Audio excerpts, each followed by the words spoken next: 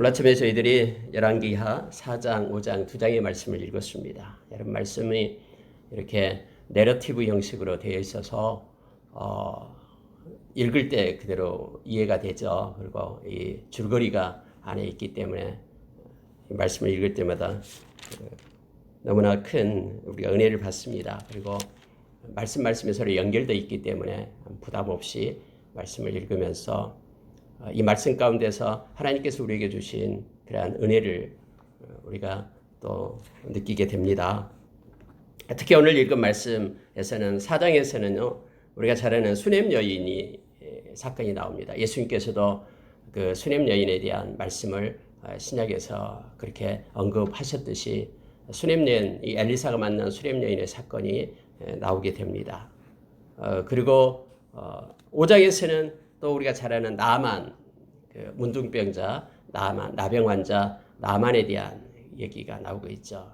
예수님께서도 하나님께서 그들을 사랑하셔서 하나님이 엘리사를 그들에게 보냈다라고 그렇게 말씀을 하신 내용이 나옵니다. 오늘 읽은 말씀 모두가 다 회복에 대한 말씀입니다. 하나님은 회복하시고 고치시고 새롭게 하시는 그 하나님을 우리에게 말해줍니다. 말씀 가운데 몇 가지를 묵상하고요. 그 말씀을 붙잡고 오늘 하루도 승리하는 우리가 되길 원합니다. 여러분 4장 1절에 보면은 성경이 이렇게 말합니다. 선지자의 제자들의 아내 중 한 여인이 엘리사에게 와서 부르짖는 장면이 나오고 있습니다. 남편이 죽었다라고 얘기합니다. 선지자였던 남편이 죽었습니다. 그래서 이 여인이 와서 이렇게 말합니다. 당신의 종이 여호와를 경외한 줄을 당신이 아시는 바니이다. 하나님을 경외하는 남편이었다라고 말하고 있죠. 근데 문제는 뭐냐면요, 빚을 졌다라고 말합니다. 이제 빚 준 사람이 와서 나의 두 아이를 데려가 그의 종을 삼고자 하나이다. 여러분 그때 당시도 그렇고 지금도 마찬가지입니다만은 이렇게 산 가운데 가난한 그런 삶을 살아가게 될 때 힘들고 고달픕니다. 특히 그때 당시에는 이 여자들은 경제적인 활동을 할 수가 없죠. 그래서 우리 하나님께서도 그 가부와 부하를 돌보라라고 손을 펴라라고 그렇게 말하고 있는 것입니다. 근데 남편이 죽어버리니까 이제 빚밖에 남아있지 않다라는 것을 성경은 그렇게 가르쳐주고 있죠. 뭐 어디 가서 할 수가 없는 거예요. 그때 당시에는 이렇게 노동력을 담보로 해서 이렇게 돈을 빌려다 쓸 수 있고요. 먹을 양식을 빌려다 쓰게 됩니다. 근데 그걸 갚지 못하면은 이제 가서 그 집 가서 노동력을 제공해 주는 거예요. 예를 들어서 얼마를 빌려왔는데 언제까지 갚겠다 해서 못 갚아서요. 물론 이자까지도 쳐서 갚죠. 그러면 그 집 가서 뭐 한 달이고 두 달이고 노동력을 대신 제공해 주고 그렇게 왔습니다. 그런데 노동력도 제공하지 못하면요. 이제는 그의 자녀들을 갖다 종으로 삼습니다. 데려다가 종으로 삼아요. 이러한 일이 있는데 그 선지자에게도 이러한 일이 있었다라고 지금 말합니다. 근데 이 여인이 도저히 살아날 방법이 없는 거예요. 그래서 그의 스승이었던 그의 남편의 스승이었던 엘리사를 찾아가서 부탁을 하는 겁니다. 살려주십시오. 저의 두 아들이 이제 종으로 노예로 팔려가게 되었습니다. 선생님 살려주십시오. 이렇게 안타까운 그러한 내용이 기록되어 있음을 보게 됩니다. 우리는 하나님을 경외한 자였는데 왜 하나님께서는 그에게 이렇게 가난을 주었을까라고 또 막 성경에서 기록되지 않는 것까지 생각하면서 나갈 수도 있는데요. 성경에서 말하는 것만 우리가 기억하기를 원합니다. 늘 우리가 말씀을 읽을 때 조심해야 될 것 중에 하나가 그거죠. 자기의 이성의 잣대를 가지고 말씀을 언제나 그 너머를 이렇게 생각하게 되는 경우가 있습니다. 그럴 때 우리가 잘 아는 존 칼빈은 그에 대한 사고가 오히려 우리를 힘들게 한다라고 말하고 있죠. 그러니까 성경에서 말하는 것만 가지고 우리가 사고하고 나가기를 원합니다. 또 한 가지를 우리가 말씀을 가르쳐 줍니다. 저 사람은 하나님을 잘 믿기 때문에 저 사람은 언제나 부자로 살 거야. 이 땅에서 그렇지 않습니다. 우리가 잘 아는 예수님의 제자들은 모두가 다 그렇게 힘들게 어려운 모습으로 이 땅에서 생을 마감했습니다. 세상의 기준으로 본다면. 그러나 우리는 세상의 기준에 따라 살아가는 자가 아니고 하나님은 좋으신 하나님이고 가장 좋은 방법대로 우리를 인도하심을 우리는 믿습니다. 여러분, 여기에서도 역시 이 선지자의 가정에 이렇게 가난이 왔습니다. 그럴 때 엘리사는 이것을 해결해 주는 장면이 성경에 기록되어 있습니다. 집에 뭐가 있느냐? 기름밖에 없습니다. 그러면 모든 사람들한테 가서 많은 그릇을 빌리라. 그리고 문을 닫고 들어가 기름을 계속해서 부어 담으라 라고 얘기합니다. 그래서 이 명령에 따라서 그대로 순종을 하는 거예요. 여러분, 이게 중요한 것이 바로 순종이라는 것인데요. 그 엘리사의 말을 듣고, 물론 엘리사는 스스로 하는 얘기가 아니에요. 여러분이 말씀을 쭉 보면은 엘리사는 능력이 있어서 대단하다. 엘리야의 그 갑절의 능력을 받았기 때문에 이런 엄청난 일을 행하고 있구나라고 착각하면 안 돼요. 하나님께서는 지금 엘리사를 통해서 하나님께서 일하고 계시는 것을 우리가 명심해야 됩니다. 왜냐하면 그 뒤에 나와요, 이 말씀에서요. 하나님께서 이 엘리사 마음에 이렇게 부어주는 거예요. 그래서 큰 빈 그릇을 빌리라 하고 이제 문을 닫고 들어가 기름을 담기 시작합니다. 있는 기름을 붓기 시작하니까 이 있는 그 기름이 바닥이 나지 않는 거예요. 우리가 전번에 여러분 엘리야가 그렇게 했듯이 엘리사도 역시 동일한 능력을 지금 행하고 있음을 보게 됩니다. 하나님께서 함께 하셔서. 자, 빈 그릇이 다 찼습니다. 그래서 이제는 기름이 이제 멈췄습니다. 그리고 너무 기뻐서 이제 엘리사에게 쫓아오는 거예요. 엘리사요, 당신이 하라는 대로 순종했더니 이렇게 됐습니다 라고 말하니까는 엘리사가 그렇게 말합니다. 자, 6절에 보시기 바랍니다. 그릇이 다 찬지라 여인이 아들에게 이르되 또 그릇을 내게로 가져오라 하니 아들이 이르되 다른 그릇이 없나이다 하니 기름이 곧 그쳤더라. 그 여인이 하나님의 사람에게 나아가서 말하니 그가 이르되 너는 가서 기름을 팔아 빚을 갚고 남은 것으로 너와 내 두 아들이 생활하라 하였더라. 해서 그것을 갖다 처분해서 빚을 갚고 그거 가지고 생활하라 라고 하는 그 내용이 지금 여기에 나오고 있습니다. 여러분, 우리가 마태복음 6장에 보면은 하나님의 사람에게 예수님께서는 그렇게 말합니다. 너희는 먼저 그의 나라와 의를 구하라라고 우리에게 말하죠. 그러면서 이 모든 것들을 그렇게 하면 이 모든 것들이 너에게 있게 될 것이다 라고 약속합니다. 그게 뭐냐면 세상 사람이 추구하고 구하는 무엇을 먹을까, 무엇을 입을까, 무엇을 마실까, 이걸 얘기하죠. 하나님께서는 하늘에 나는 그러한 새들도 먹이시고 들에 핀 아무도 보지 않는 그러한 들꽃도 하나님께서 그렇게 입히시는 하나님이다라고 말하면서 하나님을 의지하고 의뢰할 것을 우리에게 말해주고 있습니다. 우리가 정말로 하나님의 나라와 하나님의 뜻을 구하면서 이 땅을 살아갈 때 하나님은 절대로 우리를 떠나거나 버리지 않습니다. 우리가 잘 아는 히브리서 13장 5절의 말씀처럼 하나님의 방법으로 하나님께서 우리를 먹이시고 책임져 주심을 알게 합니다. 요한복음 6장 35절에서 예수님은 우리로 하여금 생명의 떡이다라고 말합니다. 그러면서 이렇게 말합니다. 나에게 오는 자는 그가 결코 줄이지 않을 것이다 라고 말합니다.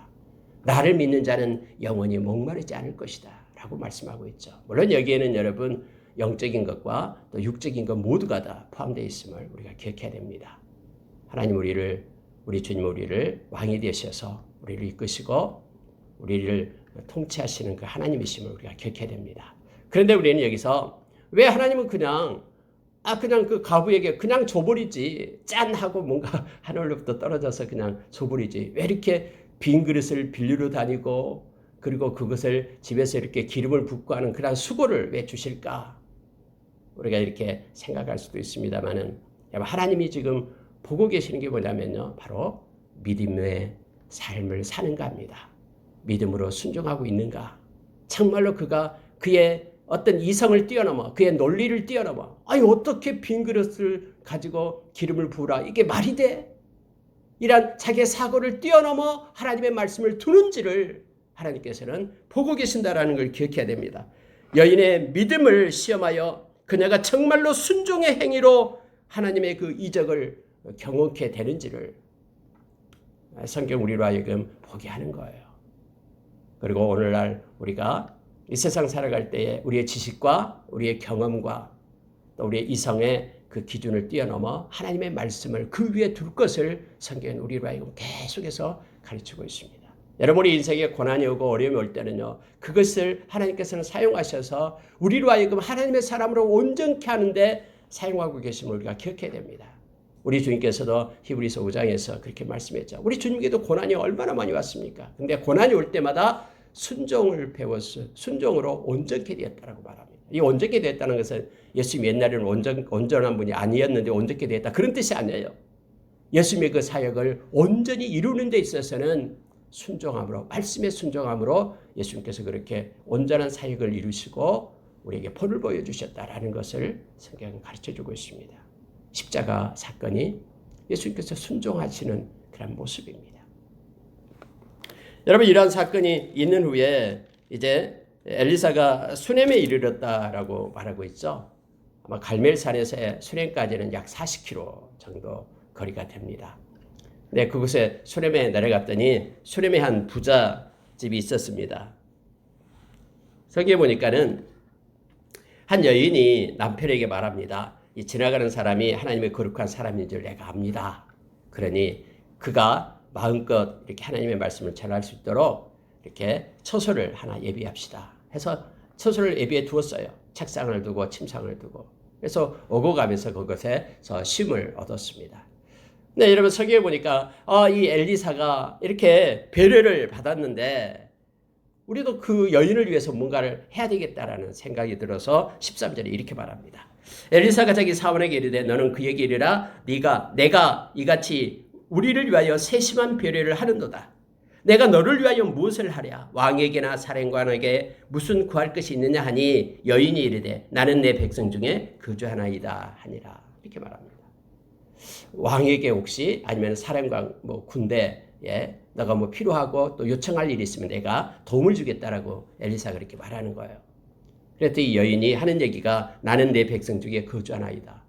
조금 동문서답 같은 그런 내용으로 말하고 있죠. 근데 내가 내 백성 중에 거주한다라는 것은 뭐냐면 나는 지금 여기에 살고 있는 내 백성들과 동일하게 지금 현재 살고 있는 삶에 만족합니다라는 거예요. 내가 왕에게도 또 사령관에게도 뭔가 구하고 뭔가 좀 잘 되려는 것이 아무것도 없습니다. 지금으로 만족합니다. 이곳에 제가 평안하게 거주하고 있습니다. 이렇게 대답을 하는 거예요. 그래도 뭔가 좀 해주고 싶거든요. 막 집을 만들고 또 음식을 주고 평안히 이렇게 섬기고 있으니까. 그러니까 게하시가 옆에 있다 그렇게 얘기합니다. 이 여인에게는 아들이 없어요. 남편은 늙었어요. 이 얘기를 하는 거예요. 그랬더니 다시 불러와라 해서 불러오니까는 하는 얘기가 바로 그겁니다. 자, 16절에서 그렇게 말합니다. 엘리사가 이르되 한 해가 지나 이때쯤 네가 아들을 안으리라 하니 여인이 이르되 아니로소이다. 내 주 하나님의 사람이여 당신의 계집종을 속이지 마옵소서 하니라. 근데 1년 후에 아들을 낳았다라고 성경에 말해주고 있어요. 여러분, 우리가 여기서 조금 하나의 좀 갈등을 좀 느끼게 됩니다. 아니, 왜 수넴 여인은 딱 보니까 저 사람 하나님의 거룩한 종이다라고 사람인 줄 내가 압니다 해서 남편에게 말해서 집을 제공하고 이렇게 헌신하고 봉사를 했잖아요. 아니, 근데 이 엘리사가 하는 말은 믿지 않는 거예요. 속이지 마십시오. 말도 안 됩니다. 하고 그렇게 말하고 있는 것을 보게 됩니다. 여러분, 어떤 사람이 이렇게 말합니다. 참 저 사람은 믿음이 좋아서 이렇게 봉사도 열심히 하고 섬김을 잘한다 라고 말하는 이들이 있습니다만은 이 봉사와 믿음은 다른 것입니다. 봉사함으로 섬긴다라는 그것으로 우리가 믿음이 있다라고 성경은 그렇게 말하고 있지 않음을 보게 됩니다. 물론 여러분, 우리가 구제하고 섬기고 하는 것이 모두가 다 믿음에서 나야 됩니다. 믿음으로 인하여 우리가 그러한 것들을 행함으로 하나님께 영광 돌리고 기쁨으로 행해야지만이 맞습니다만 반대로 봉사하고 뭔가를 베풀고 섬기고 그것이 하나님을 믿고 말씀을 따르는 거다라고 일치시켜서는 안 된다라는 것을 말씀을 통해서 보게 됩니다. 수넴 여인은 하나님의 사람에 대한 존경과 봉사심으로는 충만했지만은 그러나 하나님의 무한한 능력에 대해서는 아직 믿음이 부족한 모습을 지금 보이고 있는 것입니다. 말도 안 되라고 얘기합니다. 근데 그가 그렇게 생각했던 것들이 1년 후에 이루어졌음을 성경은 말해주고 있죠.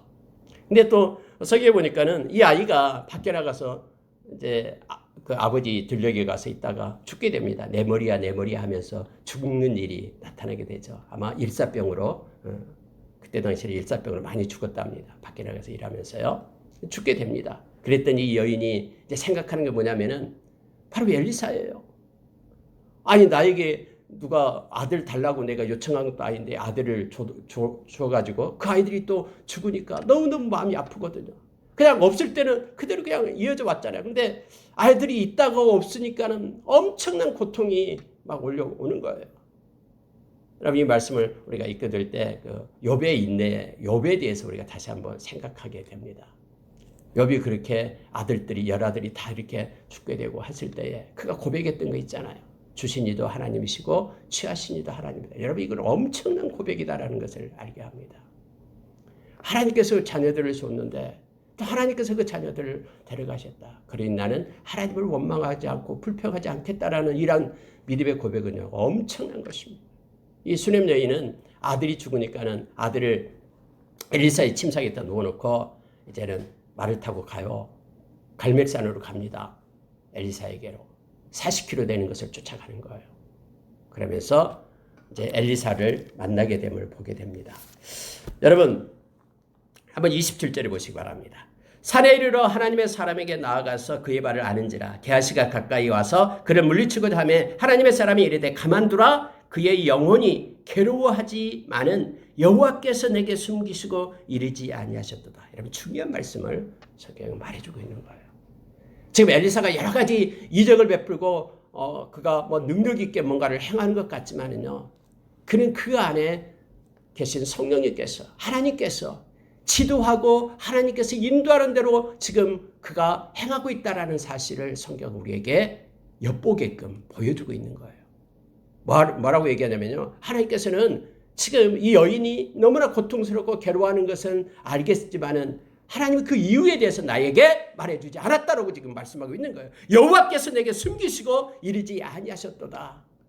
왜 그런지 나에게 알려주지 않았다라는 거예요. 여러분 이 앞에 내용으로 보면은 이 엘리사는 모든 걸 다 알아야 되잖아요. 야 지금 그녀가 오고 있는 아들이 죽었구나. 근데 성경은 하나님께서 나에게 알려주지 않았다. 라고 지금 엘리사가 말하고 있는 내용을 보게 됩니다. 여러분 하나님께서 우리에게 말씀하신 것 또 예언은요. 막 저 사람은 신실하기 때문에 모든 걸 다 알고 있다. 이게 아니에요. 하나님은 언제나 하나님의 계획과 하나님의 때에 하나님의 일하심을 우리가 알게 합니다. 아무리 믿음이 크고 아무리 경건한 사람이라도요. 하나님의 그런 생각과 하나님의 때 하나님의 계획을 뛰어넘을 수 없습니다. 당연한 거 아닙니까? 근데도 우리는 때로는 착각합니다.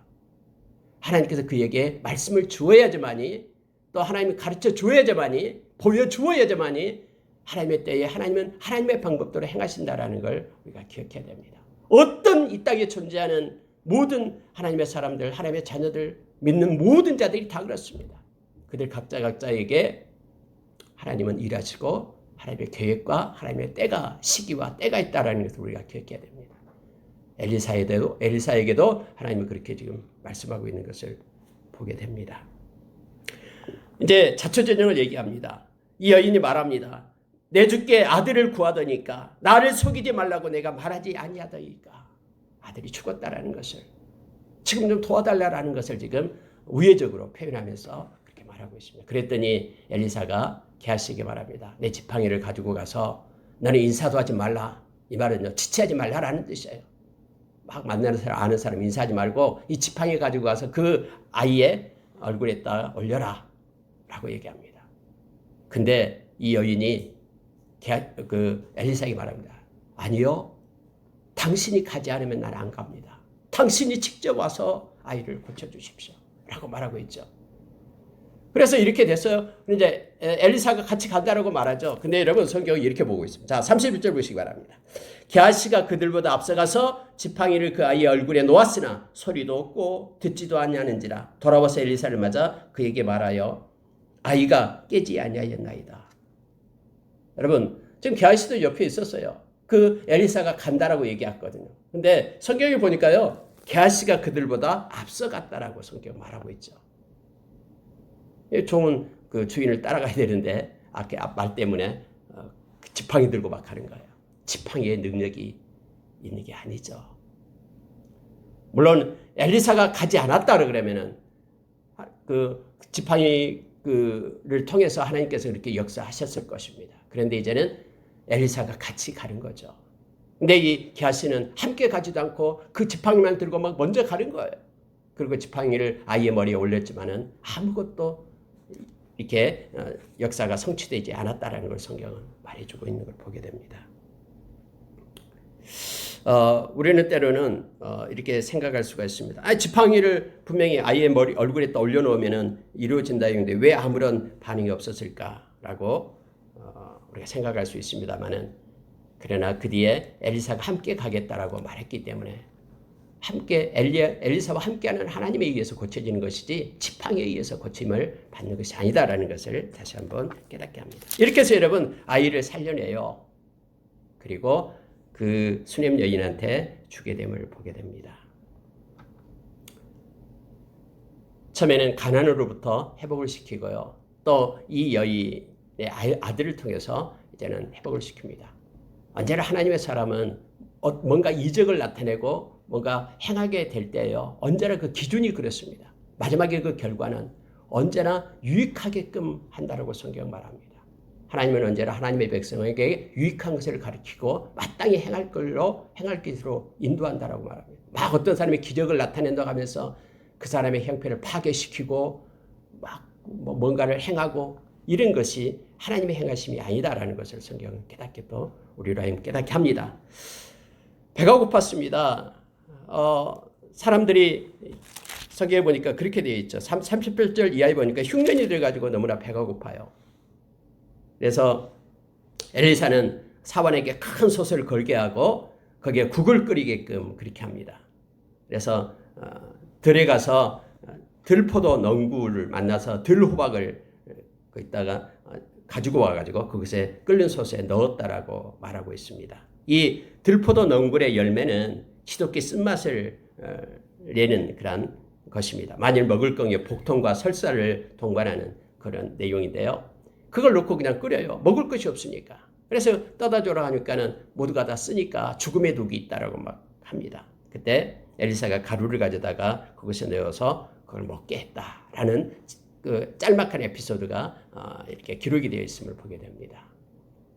그때 당시의 상황 그리고 어렵고 힘든 작은 일에까지도 하나님께서 간섭하고 있다는 것을 보게 돼요. 여러분 우리가 때로는 산 가운데 그런 걸 생각하잖아요. 아니 이 사소한 일은 우리가 알아서 하고 우리가 행할 수 없는 일들만 하나님께 맡기고 하나님을 의지하고 의뢰하면 되는 거지. 뭐 하나님 귀찮게 하고 내가 할 수 있는 일도 왜 하나님께 맡기고 기도할까 이렇게 우리가 생각하는 경우도 있습니다. 근데 여러분 언제나 사랑이 깊어질수록 작은 것들을 나누게 됨을 알게 합니다.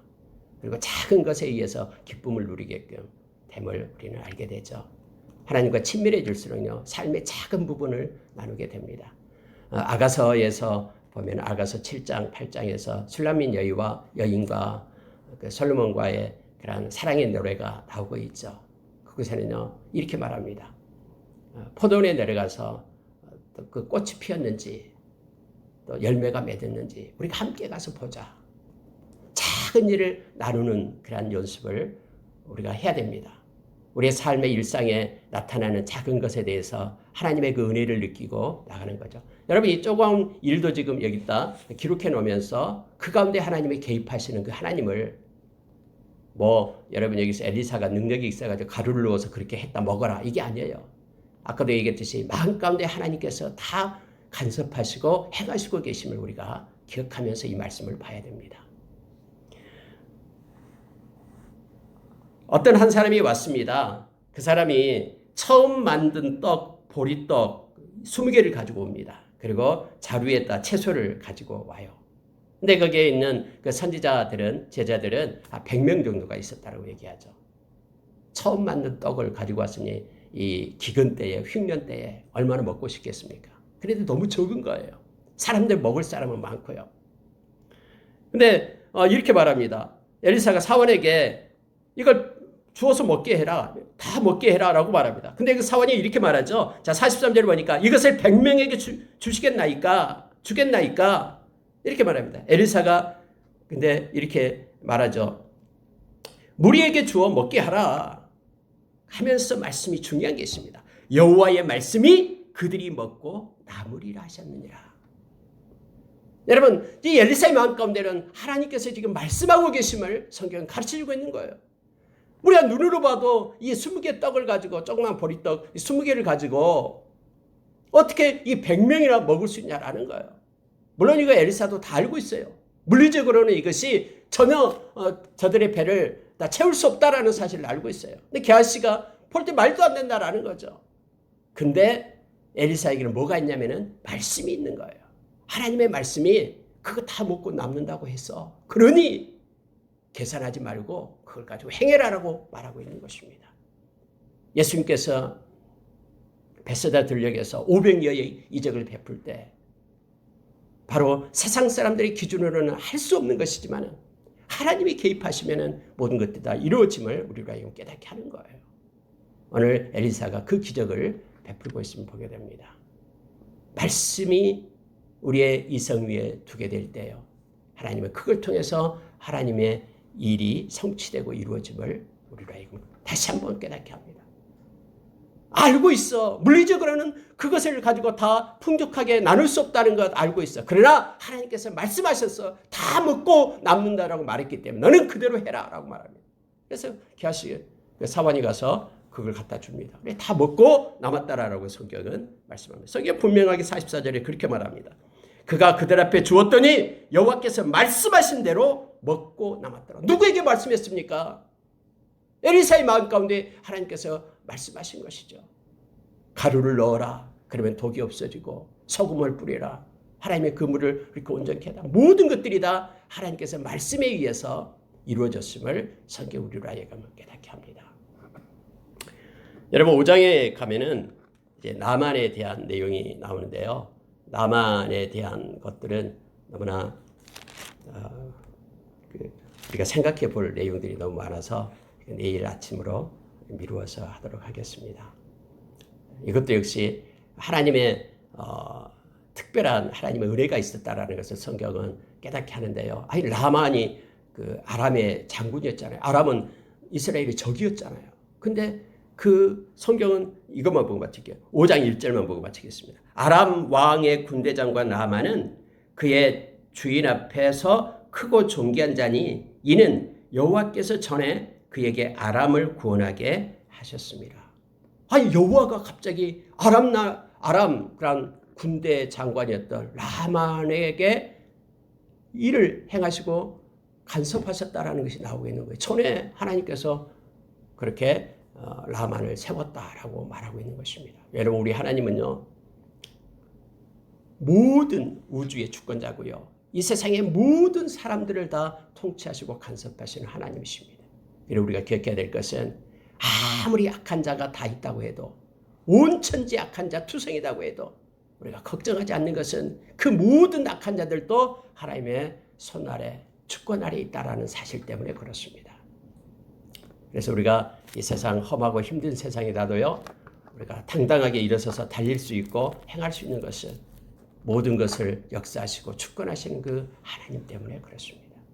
하나님은 하나님의 백성을 붙들고 있습니다.